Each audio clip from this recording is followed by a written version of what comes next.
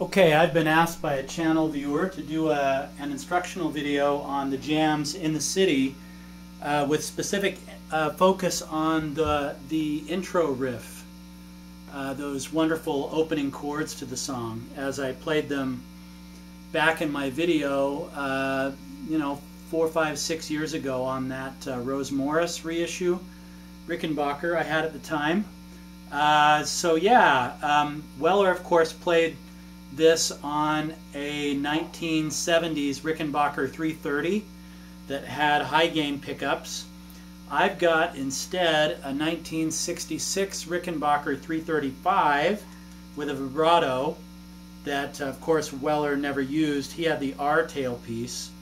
And he also had the high gain pickups that are wound much more hotly than these mid-60s toasters are. But I actually prefer the toasters with the lower output because I think it gives you more control over what you do with them, especially with modern technology. Like this Boss ME50 multi-effects pedal and 2 amps, an AC30 over here, and a Roland Jazz chorus over here. Really allows you to get the high gainy sound. So yeah, this song is really based around, I guess, a G chord, to a D, to a G, right? But it's a modified G. Now, Weller doesn't play bar chords like the standard bar chord shape, you know. Nothing so elegant as that. Weller grabs the chord, right? Like a handful of strings, basically, is what he grabs. And it's really kind of the old punk rock style that he probably learned as a teenager, and he still uses it today. But this is the way he plays the song. And I actually did research looking at some old jam videos where, 100 Club, the Rainbow, back in '77, the way Weller played it. I also studied how Russell Hastings plays it, because I think he channels the young Weller better than Weller could do himself these days. And then I looked at how some other people did it online. So I've got like 4 different methods of playing this riff that I want to show you. So the first is kind of the Russell Hastings version, because I saw from the jam back in July over at the Chidding Fest in near Brighton this summer. I was fortunate enough to be right up front when the band played. So I watched how Hastings played this, and he did what I call the pinky liftoff method to get the second chord. So you start here at a G chord, right? So you're compressing the G, B, and E strings 3rd fret with your index finger, the G string 4th fret with your middle finger, the G string 5th fret with your little finger, and the D string 5th fret with your ring finger, and then your thumb just kind of lays over the low E, so you get this note, right? And you're also muting kind of unconsciously the A string, right? But this is the intro chord, right? So with the liftoff method, you're just pulling off the pinky, and then,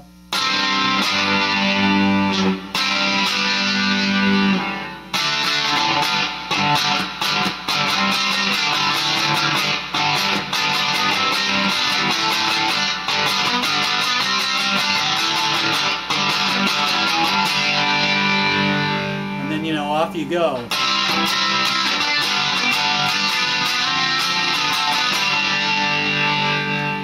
Right?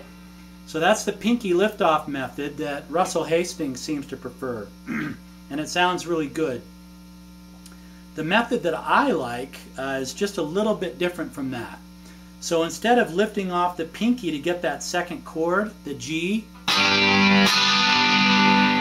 right?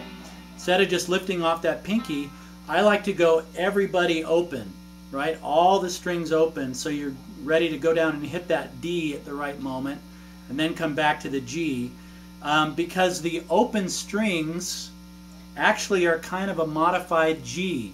So here's your G, right? Well, here's all of them open. Not that different, right? So it sounds something like this.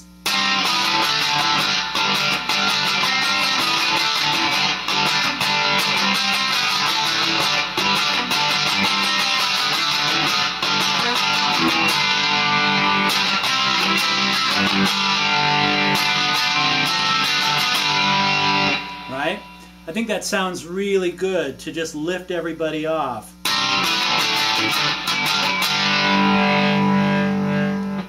Right? So that's my preferred method, and that's the one that I used when I covered the song. So the guy that asked me to do the video actually plays it down here in the C position with the pinky catching the high E string at the 3rd fret in the G note, right? And in truth, when I did my research, I saw Weller actually play this same approach on one of the evenings that they did in the city. So he had various approaches to the song apparently, because I saw him do this one, you know, too. But yeah, Weller, I saw him definitely in this C shape, and you know, it goes like this. So here's your first chord. Then your second chord is you lift up everything but leave your pinky in place, and then with your middle finger catch the A string 2nd fret, then to the D, to a G. So you've got to do some palm muting, right, with this. So again,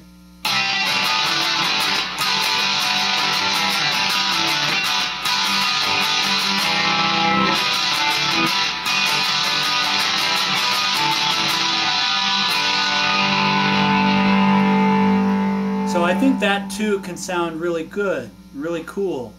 Then in some of my looking around online, I found a guy that did it on an acoustic guitar, and I really liked his version. So he did the kind of elegant bar chord here at the 3rd fret in the E shape, but you move everything up one string. So instead of doing the G this way, you double up on the G string with your ring finger on the D string 5th fret, right? But he did a nice kind of triplet strum. I don't even know if I can do it because I'm not a good strummer, but it was something like this.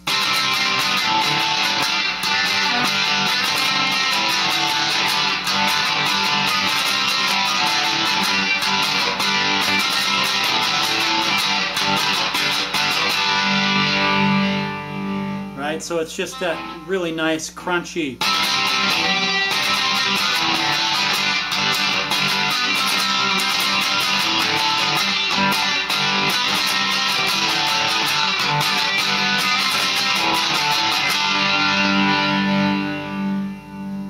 Which you know, sounds really cool if you can get that ba-boom, you know, that nice triple strum, kind of Pete Townsend-esque.